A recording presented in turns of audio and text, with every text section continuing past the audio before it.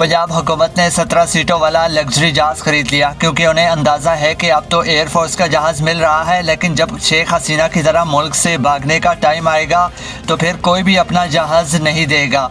जो अपना होगा वही काम आएगा। नून लीग की टोटल इलेक्शन में 17 सीटें थी और जहाज़ भी 17 सीटों वाला ही खरीदा। बड़ा खर्चा पंजाब गवर्नमेंट ने किया, 10 अरब प्लस का जहाज ले लिया, लग्जरी एयरक्राफ्ट, जिसके बारे में अज़मा बुखारी ने कहा कि ये पंजाब एयर के लिए खरीदा गया। 10 अरब का जहाज जो प्योरली लग्जरी एग्जीक्यूटिव ट्रैवल के लिए है, जिसको इस इत्तलात है कि वज़ीर आला इस्तेमाल कर रही हैं, दुनिया में बिलियनर्स इस्तेमाल करते हैं, एयरलाइंस इस्तेमाल नहीं करती। उसमें 2-3 बातें कुछ तस्हीह करनी है। कल मैंने बताया था कि जी जहाज का जो ऑपरेटिंग एक्सपेंस है तकरीबन 17 लाख पर घंटा होगा, एवरेज जो इंडस्ट्री एवरेज है। मैं उसमें तस्हीह करना चाहता हूँ माफी, वो 17 लाख नहीं है, वो 28 लाख प्लस बनता है, बिकॉज वो $10,000 प्लस क्रॉस कर रहा है। फिर इसके अलावा जिसके मेंटेनेंस कॉस्ट है वो 1.5 मिलियन से नहीं, वो 3 मिलियन से $5 मिलियन मुझे बताएगी एविएशन एक्सपर्ट्स ने। और फिर मैंने कुछ और रिसर्च की, वो भी आ गया क्योंकि जेट है। और दूसरा एक होते हैं कैलेंडर मेंटेनेंस और एक होती है रनिंग पार्ट्स की।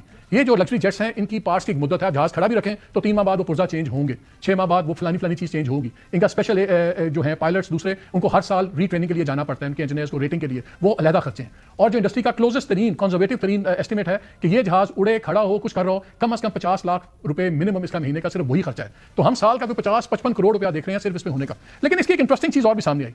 ये जो जहाज है इसके ऊपर गल्फ स्ट्रीम जो सीरीज थी, ये शुरू कहाँ से हुई? ये 70s में इजरायली कंपनी है, इजराइल एरोस्पेस इंडस्ट्रीज, वो आज भी है। इन्होंने 2 जहाज अपने इनके थे, वेस्ट विंड और एस्ट्रा। वेस्ट विंड और एस्ट्रा लग्जरी जेट्स थे 1970s के, ये इन्होंने बनाए, पूरी दुनिया में बहुत पॉपुलर हुए।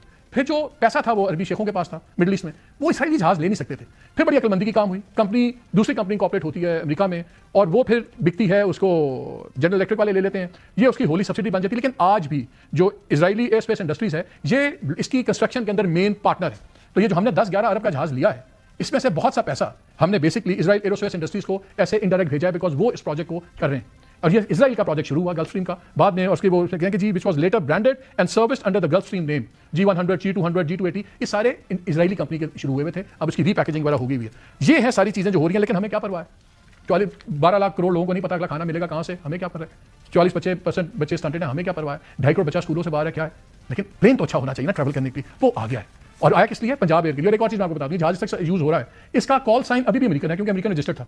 इसका शायद कॉल साइन इन्होंने बनाया हुआ है पंजाब 2, मुझे बताया गया शायद पंजाब 2 है इसका कॉल साइन, अभी वो उसी कॉल साइन पे चल रहा है। और एविएशन के रूल्स के तहत अगर कोई फॉरेन कॉल साइन है तो उसकी पेमेंट आप डॉलर्स में करते हैं, तो इसे पंजाब हुकूमत डॉलर्स में भी कर रही है। और जस्टिफिकेशन समझ नहीं आ रही। पाकिस्तान के मैक्सिमम जो एयरपोर्ट का डिस्टेंस है वो 1000 किलोमीटर का है। 1000 किलोमीटर के लिए ये जेट लेना डजंट मेक सेंस, बट शौक की बात है।